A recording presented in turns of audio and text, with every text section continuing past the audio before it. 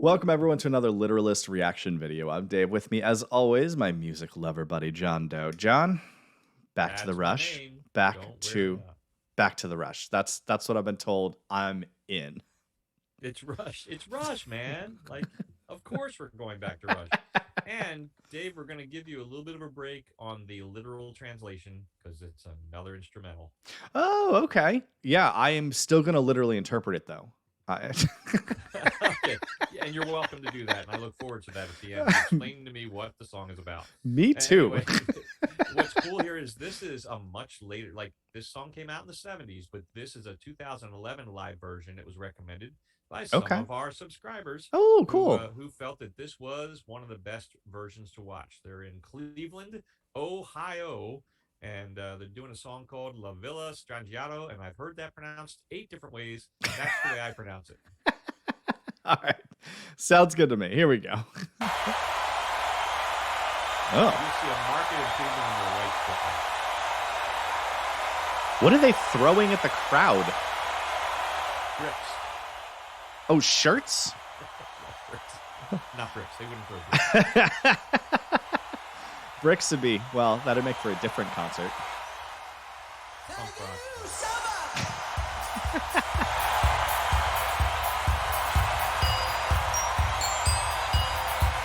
I love this view.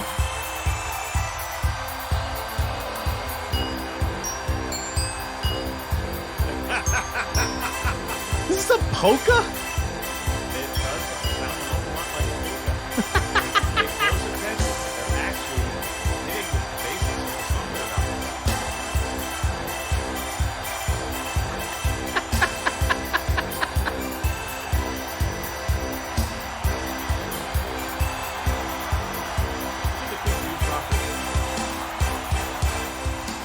I don't think the crowd understands what's going on from that guy's face.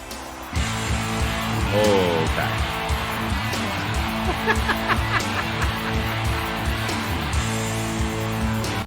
Wait, were they just trolling the crowd? Was that just for funsies? That was for funsies. Absolutely. Absolutely. Okay. We've been talking about if you keep doing the same thing over and over again, well, it can spark a creative bent in some people. All right. I didn't know that Rush is now my second favorite polka band. So that's a thing. Right behind Weird Al Yankovic. Obviously, it's the only polka band I can name. Well, Frankie Yankovic actually has a polka band. But anyway, but I also wanted to say in the last video, you said that the drummer doesn't get to really participate too much in the activities and the goofing around of the band. Oh, yeah. And I want you to watch it. I forget when it happens, but in this video, you do see a little tete-a-tete between Geddy and Neil. So watch for that. Cool.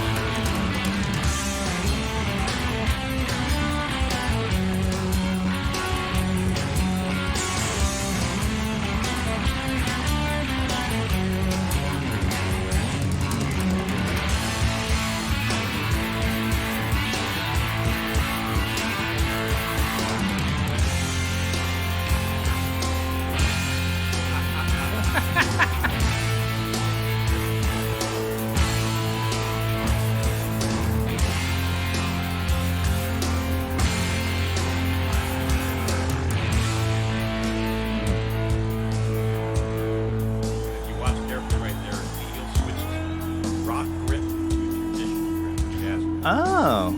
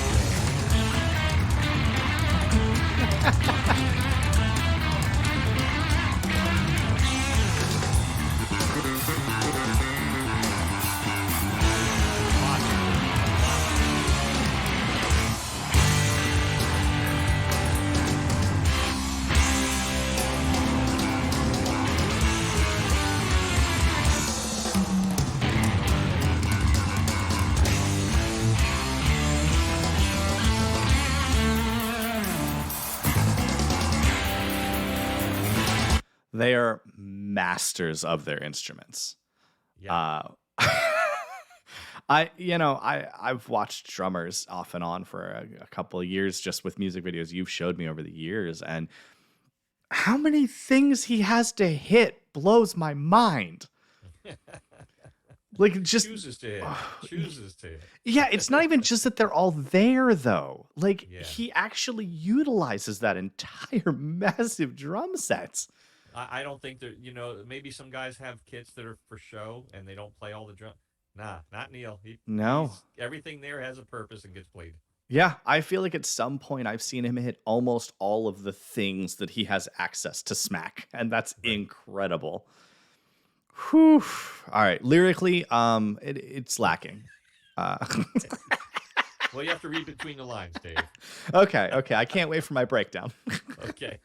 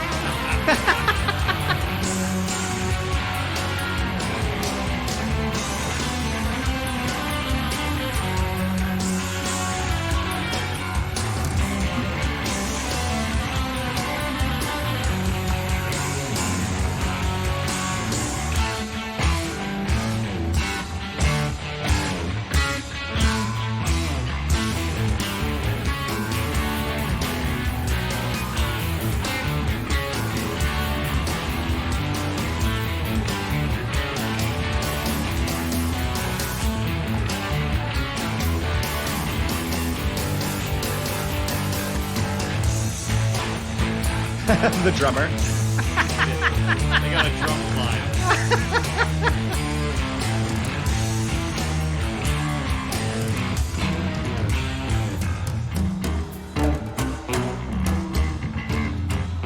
Oh, there we go.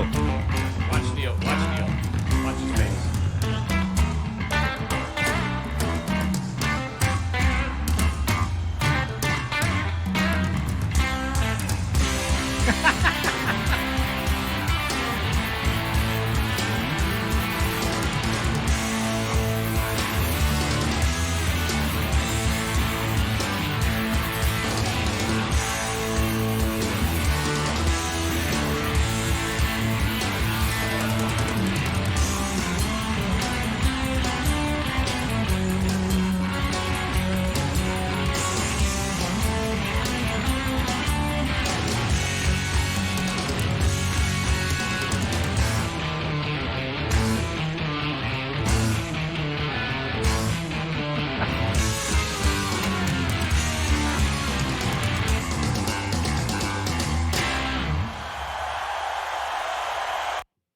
Whew. Some Wow. video there. That's some video action here. That was amazing. They lyrically, it was really Dave. lacking. No. I think you're missing something there. I think it was about the thing in all of us that just wants to sit back and turn off and be entertained. And that is what they did. Pretty amazing. I've always wondered, like all those jazz songs have names. It's like, how do you title a jazz song that has no lyrics in it? How do you title a song that's, I mean, I think that there are ways that songs can make you feel. And so I think that you title them like that. Like there's a very famous one titled The Four Seasons. And the movements, spring, summer, fall, and winter. And I think it might be autumn actually. But it's amazing because each of them really does evoke the feeling of being in that time frame. Right. And it's such an incredible thing. Sometimes that you're talking about classical. Is Yeah. that Vivaldi, I think, The Four Seasons? Yes. So I think though jazz musicians simply just got a dictionary out and threw their finger at a word and then cosmic peanut butter. Okay. I'd play that board game. Yeah. Yeah, So La Villa Strangiato, I the don't house, the know. strange house. Okay. I mean, I guess I could see where they're coming from. I think that what was strange about the stage was I thought that there were washing machines behind them for a significant portion of the time. And then Yes. I realized they were like those old school diode TVs or whatever. Well, actually, there are on Geddy's side. It's washing machines and Oh, it dryers, and is on washing yeah, machines. and on Alex's side, it's old style televisions with the round picture tube. Okay, so I wasn't going crazy because I'd see one and I'd be like, "Is that a washing machine?" And then I'd see the other one and be like, "No, it's a TV." Yeah. Well, there was a time when all those amps behind the band were purposeful because they Mm, actually played music. They actually, but with today's sound technical abilities, it's not necessary, and it's kind of dumb because it kind of ruins your mix for the rest of the crowd to have all those yeah. amps, lined up like that. So for a while, and people were continuing the practice, but with no guts, just the front, just the facade, Just so it looked like it.